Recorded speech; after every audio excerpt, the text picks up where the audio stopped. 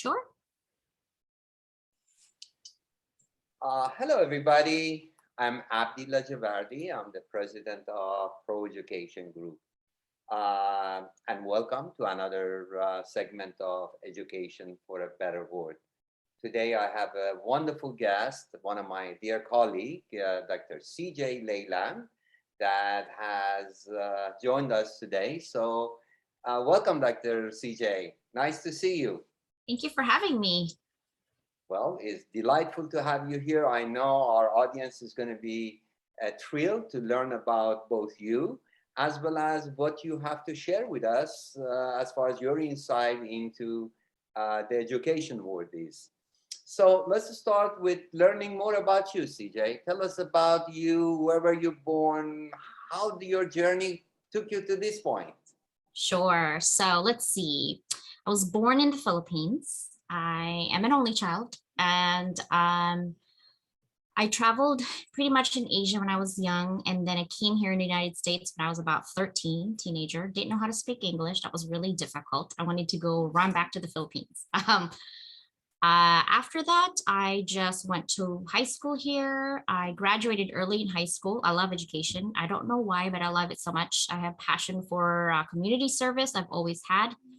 I ended up having actually the key to the city that I used to live in because I had like 1,000 hours of volunteer service in the entire high school. So I always volunteer. Then went to college, got married.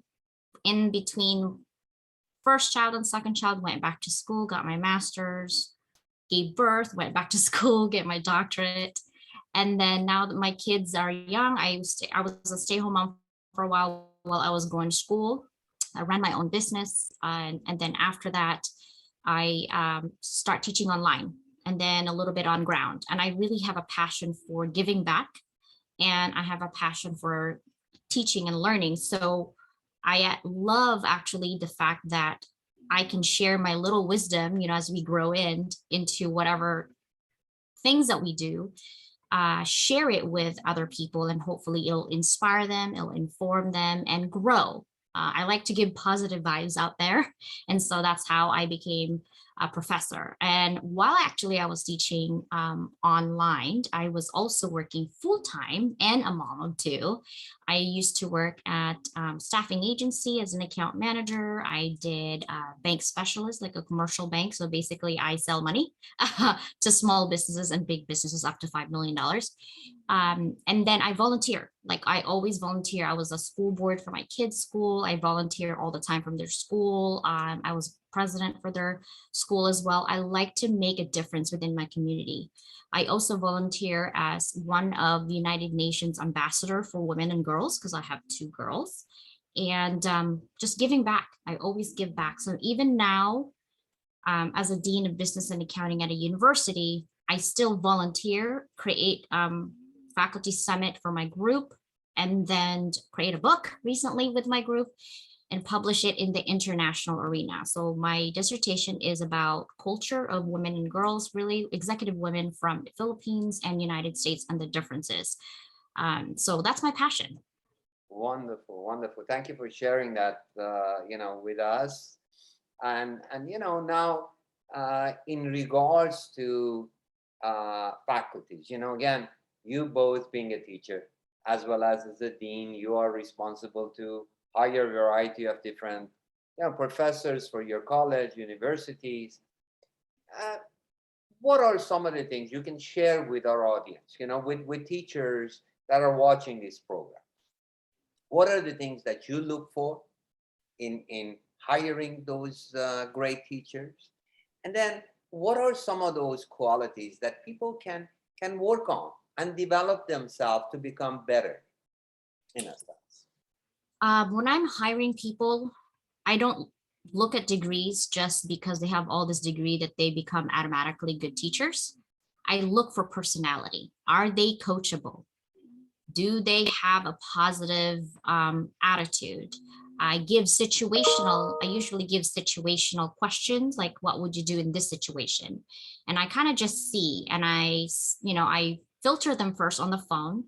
And then I also believe in team and collaboration. So when I do a second interview, I would take all my top level faculty, and I do a panel interview. And then I said, okay, now, so I give the candidate, actually, I said, hey, by the time your second interview, we're gonna have a panel interview. Give me whatever subject that you want to teach in the synchronous level, and give me 5 minutes or less of presentation, because then we can tell if they're a good fit for us, right? Because we don't want them to be miserable. But once actually we click, we talked about it, we hire them, this is a great personality, they're coachable, they have the degree, they've been teaching. I don't stop there for my faculty, right? Because once you're hired, you don't just let them go and they fix for themselves. And I think that's where higher education sometimes fail, is that support. They're so excited, you spend the time with them, they got hired, all that 15 million pages of paperwork, and then you just let them go. So what I think the difference is, if you're a hiring manager for any, not just higher education, is to give them support all the way through until they're comfortable. Another thing is transparency. Don't just, hide how you're going to rate them. Talk about, like, hey, these are the rubric that you're going to be evaluated on. You can be a 5, a 4, or a 3, but minimum, I do want you to be at least a 3. However, these are the ways that you can improve or be there already at 5, but it's your choice. What I want from you is just at least a 3. And then communicate. Another thing to be successful is, when you're going through your classes, don't just let them go. Watch them. How are they growing? Because constant feedback for that first 30 days, it's so important, right? Don't give them feedback at the end. That doesn't help the students or the person. In fact, they're going to be so discouraged, they're probably going to quit on you, right? Because they don't feel support. So, once a week, just kind of don't bombard them either, like borderline harassment, but like, okay, these are the things you need to do. How can we do it? And I think my feedback that I got from my faculty is that the way I word things when I need from them, it's not like, you make a mistake, fix it. It's more like, let's make as many mistakes as you can, but please make sure you have 3 alternatives to solve that problem so we can move on, right? Recognize it and then move on. So that would be my tips for sure. All right. Thank you very much. One thing, and obviously knowing you and having opportunity to work with you on different projects, I know that you do great things, not only just being a great mom and a great boss, but a wonderful educator, and you're passionate about what you do. And I have no doubt that there have been teachers that throughout your life have made measurable impact on you. What are some of those characteristics of those teachers that are able to make those kind of impact on individuals like such as yourself, that all of a sudden it just makes their life to become something much bigger than they could even imagine? Is there some characteristic, is there certain elements that the rest of us can kind of use as a model to strive toward? Yeah, I have. Unfortunately, when I was young, I didn't have someone to guide me, so I had to guide myself. But I did have one professor that believed in my capabilities, gave me the template, if you will, or foundation, like, okay, what do you want? Asking the right questions, like, what do you want? How do you want it to happen? Why do you want it to happen? And then tell me how you're going to do it. And then when you give that, it's like having a mentor. And that's why I'm big on mentorship. I mentor at 3 different companies now.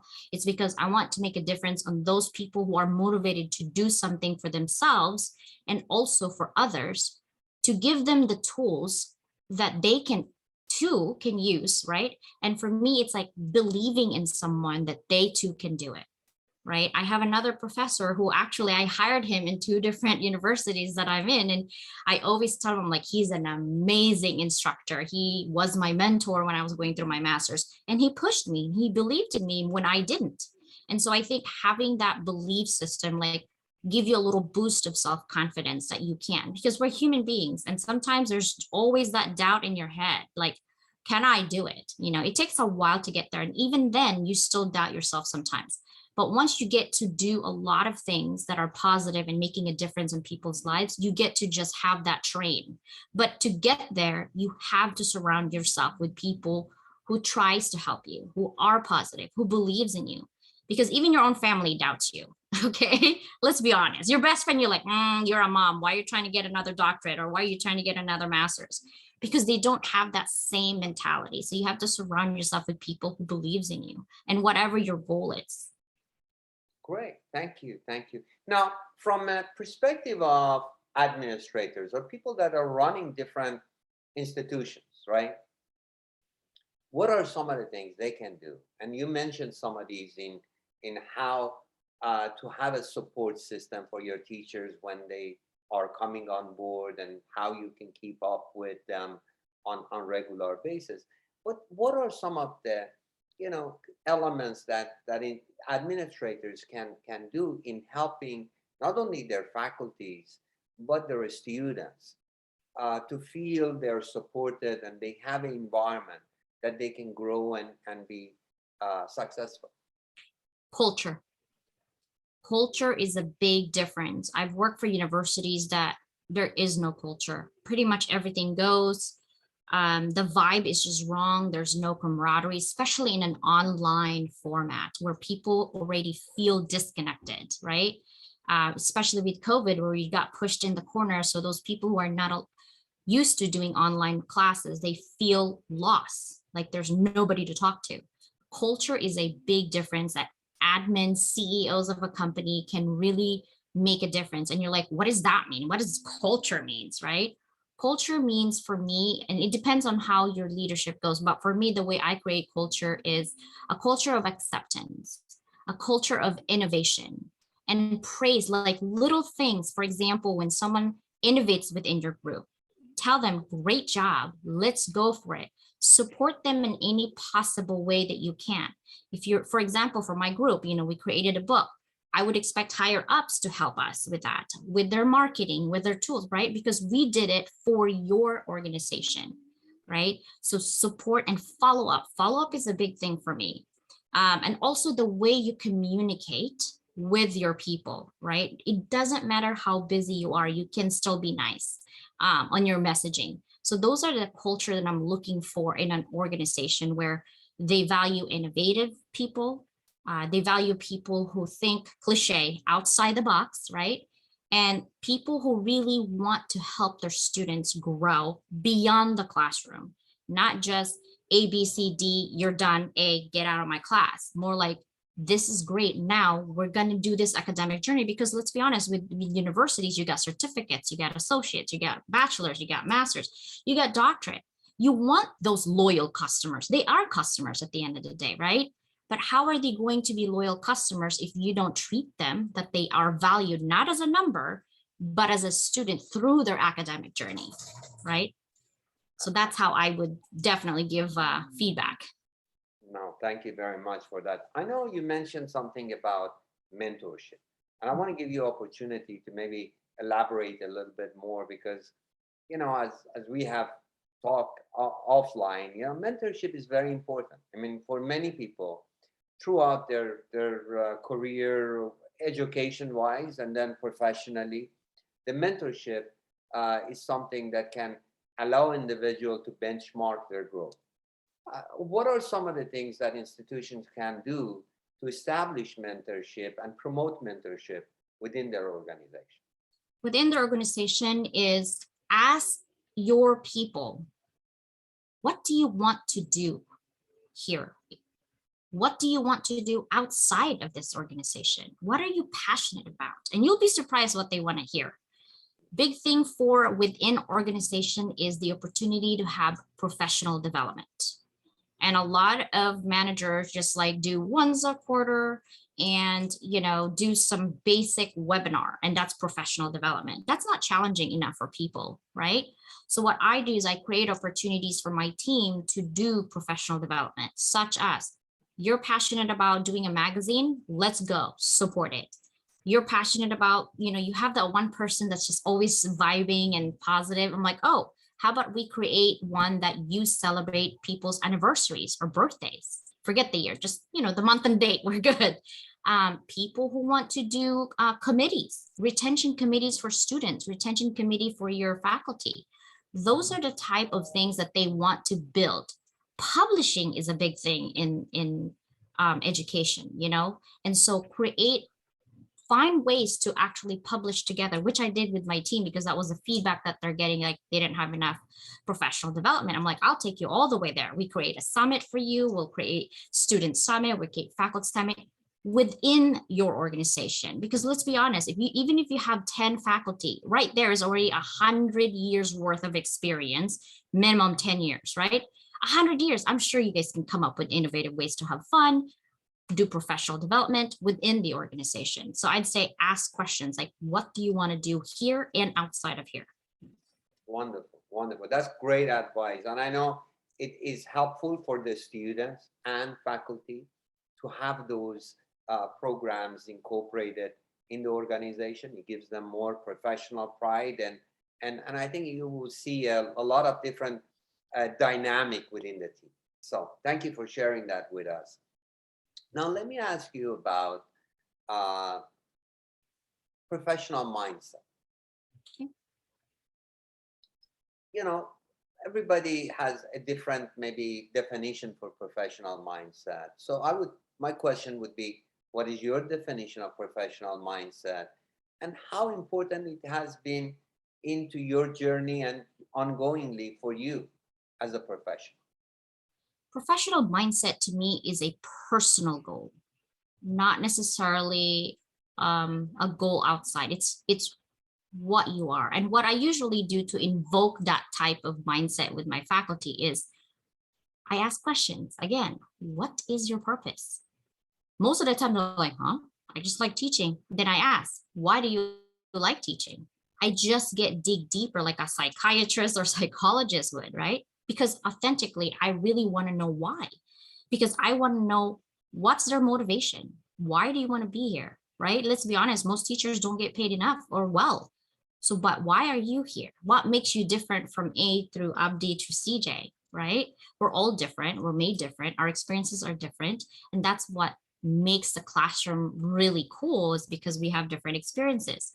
But if you lose your purpose of why you're here, there's nothing I can do with your mindset, whether it's personal or professional, right?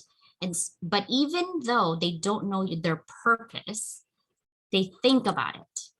And then sometimes I just get little nuggets in there. I'm like, I think I know what your purpose is, right? I'm like that little person that's like, what do you mean? I'm like, you're so passionate about your students. Why don't you just talk to your students and what you could do, right? Because these also are professionals, especially in our master's program and our doctorate program. These people are already working adults. Maybe you can collaborate on something, right? And they get excited usually when they have that conversation beyond the classroom. So professional mindset is knowing your own personal purpose before you can have any other purposes outside.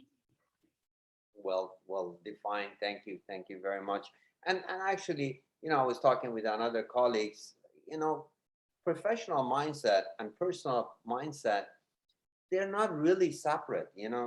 To have a right mindset, it is a mindset that we have, and if we have that, concept for us all time, genuinely, then it can be the right mindset in wherever we are. So thank you for sharing that. The other question I wanted to ask, now we talk about, colleges, universities, different degrees. Well, people are really looking to finish their school and enter the, workforce. And traditionally, there has been discussions from employers when we sit down with like advisory boards, and we talk about this gap that exists between what graduates of our programs may have and what is expected in the work site with the various industries. So what are some of the things that can really help to closing that gap? and you being a person in charge of number of these advisory board would be a good, segue to hear more about what institutions can do to better prepare their graduates. I'm glad you asked that actually. So I've seen a couple of institutions that I belong to do it different ways. The first one I've noticed is that they have an internship program that they make sure that their students are working outside while they're also being a student, and has to be, if it's business related, then it's business. If it's IT related, then it's IT. That's another way to closing the gap. Another thing is the people who are already graduating or almost graduating, they could actually belong to a group that I mentor for. And what they do is they prepare students how to bulk up your LinkedIn social media to actually get a job through there, right? But also get recommendations and really networking. Networking is a big deal, because people usually get a job from the people that they know, because they can say this is character, this student of mine, right? And they can speak for this specific person. So that's what I usually do. They go above that though, because what they do is that they actually prepare them on interviews, different types of competency based and things like that. Once they got the job, they help them with the job and mentorship. They're in like 1,000 mentors right now in like, I don't know how many countries already. And so I belong to that group to help mentor other students. And I met so many amazing students that are first time college student in their entire family. And so we talked about different things. They have a foundation, but we talk about goals. Like, what are your goals in life? Why do you want to do this? And why do you want to do that? That's how they fill the gap. The other one is for the mentorship, not just for students, but for families. Like in Zambia, we have family who eats once every 3 days. And so this other company that I belong to mentor is ladies would get micro loans to help them better their family. And so we actually get mentorship through how do you market in small villages? How do you actually promote your businesses, right? So we're filling the gap, not just from students to almost graduation, to alumni, to now really working adults are just having a hard time. But all of that really equates to network. You need to network to fill that gap. Absolutely. Thank you. Thank you for sharing that, because it goes again to very important thing is those mentorship and then networking that you just brought up. And I think great things happens with getting together with the industry as a whole and listening to them. We do that through the advisory board, but it should be maybe even more often that we sometimes do on having more involvement. And I think mentorship is a great way. Networking, another way to keep in touch with the industry and education on a regular basis. So I know we have taken a lot of your time, but it has been delightful to have you as a guest in the program. And I want to ask you, is there a message that you would like to leave with our audience? And I ask this because there are a number of people that are watching this. And I'm biased toward education, and I want to see a better world. And I think education is an equalizer. Yeah. And there are a number of people that really we want to have them consider to join education, to become faculty members, to become teachers and professors. What message do you have for individuals that are today maybe not thinking about it, but this is an option for them? I thought about that. I have a lot of people who are in the military that goes to civilian life, or detectives that are going to be a teacher. And the first thing I ask is why? And I think it's all teachers that I've met, and I've met quite a bit, is they're passionate about helping other human beings, regardless of income, demographics, color, it doesn't matter. They are passionate about helping other human beings. So if you're thinking that you could give something, a change in life, a change in outlook, that you have something to give back, teaching is definitely a good way to do it. But I'm going to warn you, you're not going to be a millionaire being a teacher. Okay, let's just going to get that straight out there. Absolutely. But if you're looking for something that, not a pat in the back, more of like giving back to the community, because time is the only richness that we really have. We can't turn back time. But every day that you touch people's hearts, touch people's minds, just to change a little bit, such a good feeling, especially if your students tell you like, Dr. Leland, you've changed my life and you've changed the way I thought. Like literally I said, okay, if I have makeup today, I'm not gonna cry. But if I don't, I'm crying right now, you know? So that would be something that I wanna put it out there for people who are thinking of teaching. Yes, you can't get rich, but if you wanna make a difference, definitely the industry. Now, I wanted to make sure that education gets its own, segment on its own time.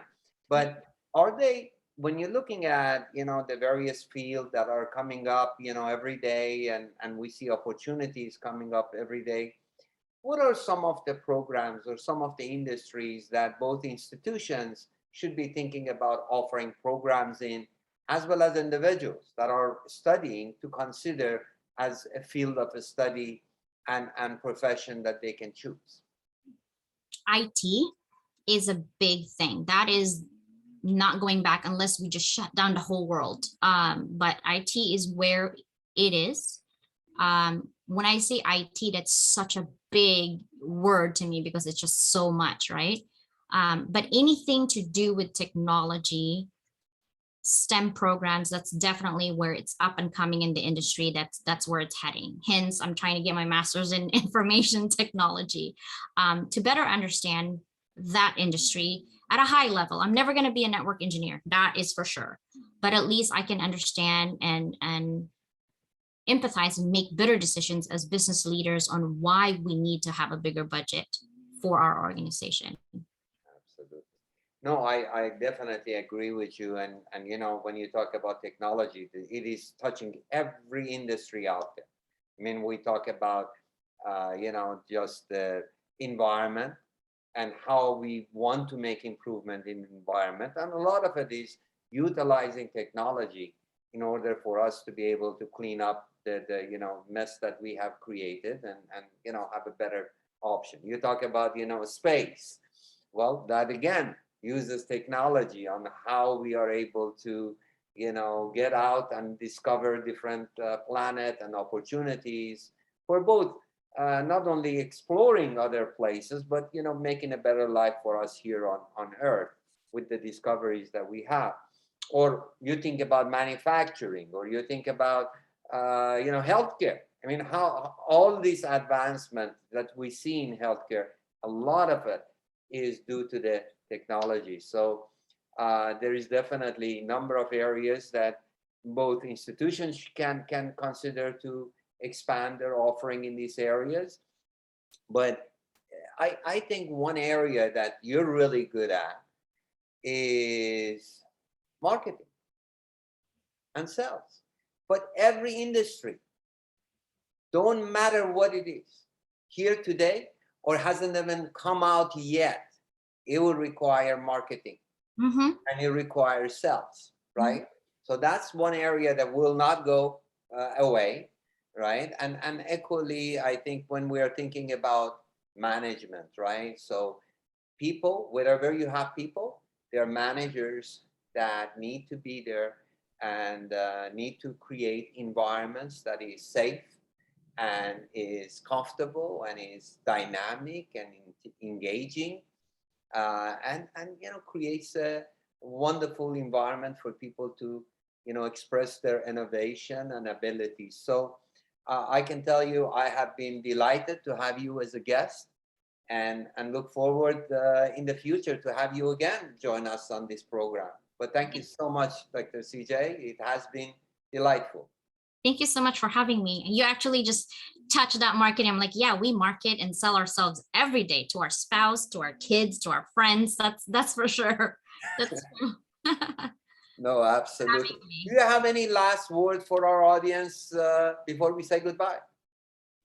Just stay positive and always communicate and find your purpose, whatever that is. Well said. Well said. Life is short. Being happy and finding your purpose makes you happier person. True. So thank you for that advice. Thank you.